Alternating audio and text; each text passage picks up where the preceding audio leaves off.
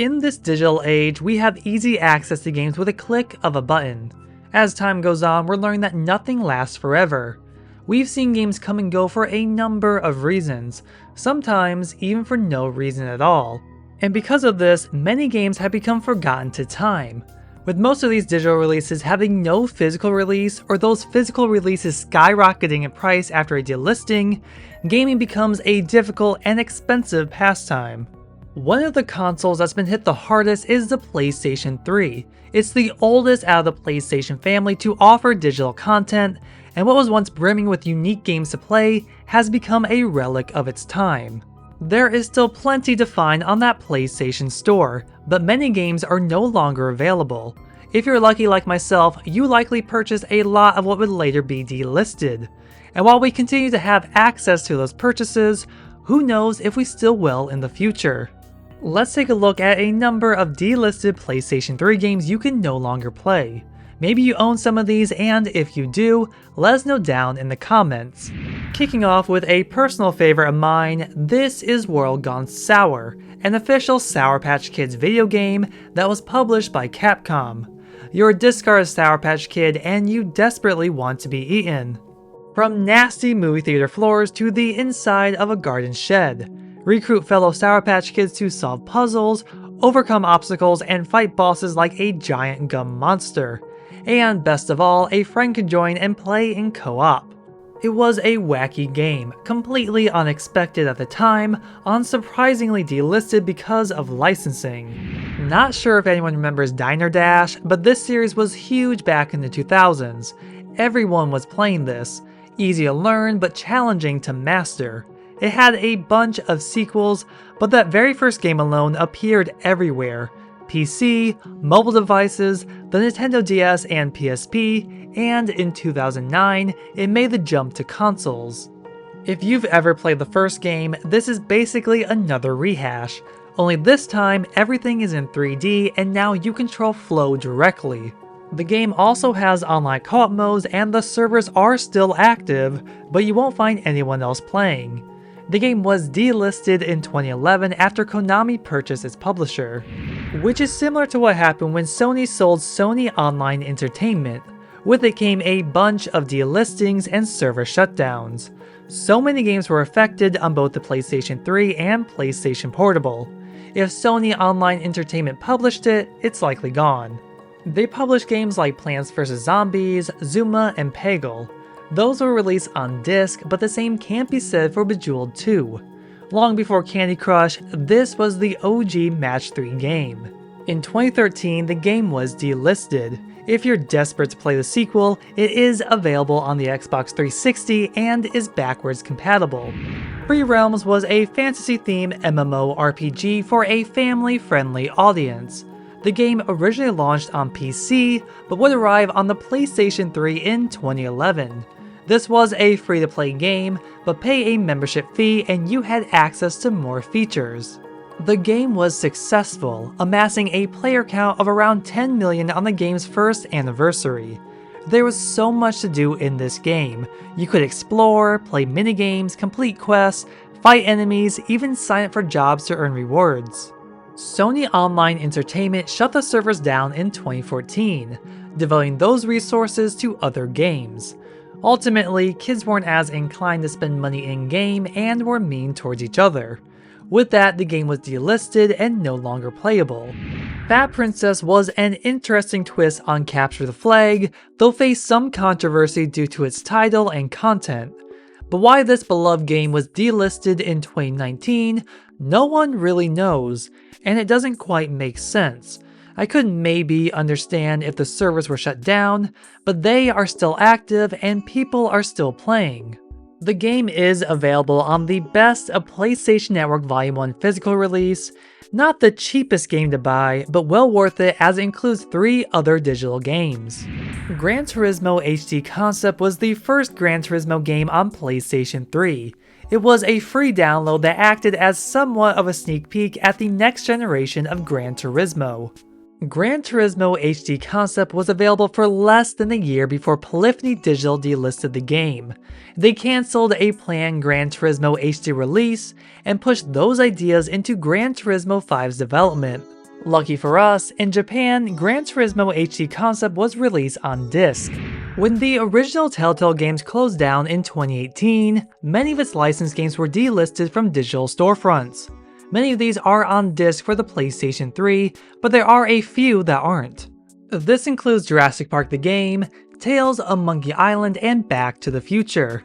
Technically speaking, Back to the Future is on disc. However, there is a difference between disc and digital. The digital version was released as 5 separate episodes, with each episode having its own trophy list. The physical version includes all episodes and has one entire trophy list with a platinum to earn. The same game and content, just different trophy lists. Towards the end of the PlayStation 3's lifetime, we would see a push of free-to-play games.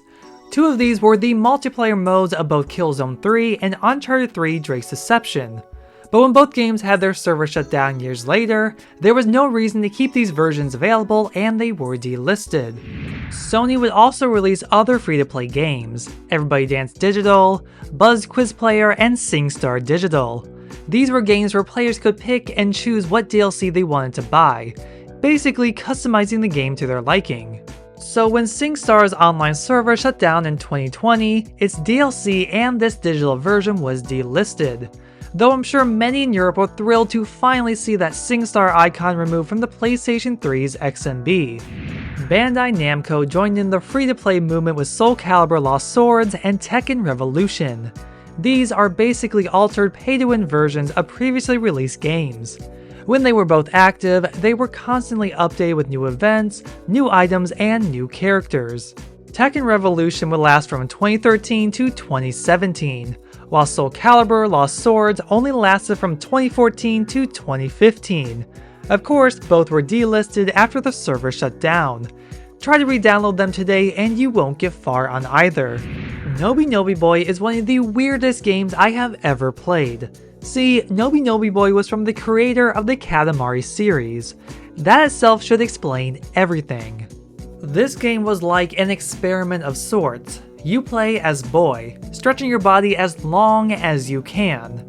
He sucks in people and animals and farts them out, knocks over anything he can touch, and it gets chaotic the longer he becomes. The longer Boy became, the more points earned. Everyone who collectively played earned points online.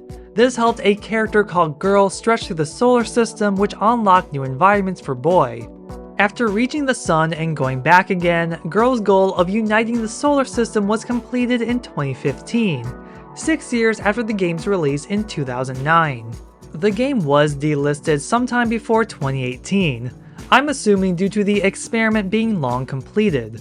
If you have the game, it is still playable, but with no goal, you're just messing around.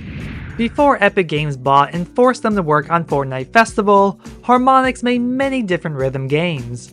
Not every game was a smash hit, but that never stopped them. One of these games was Rock Band Blitz. No instruments needed, this was not your typical Rock Band experience. The game came loaded with 25 songs, and any DLC songs can be used here. If you played Rock Band Unplugged or Amplitude, this is very similar. You're managing different instruments while achieving a high score. Really, it's a nod to Harmonix's arcadey-like past. The game was delisted in 2017 due to music licensing. However, in 2023, the online server shut down. This basically makes the game unenjoyable. Not having a connection to the servers really screws up the game.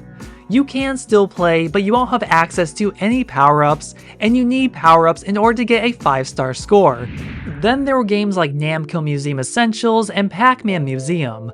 Namco Museum Essentials contained 6 classic games, while Pac-Man Museum had 9, with a 10th in the form of DLC for Miss Pac-Man. And you know that DLC is gone because both games were delisted.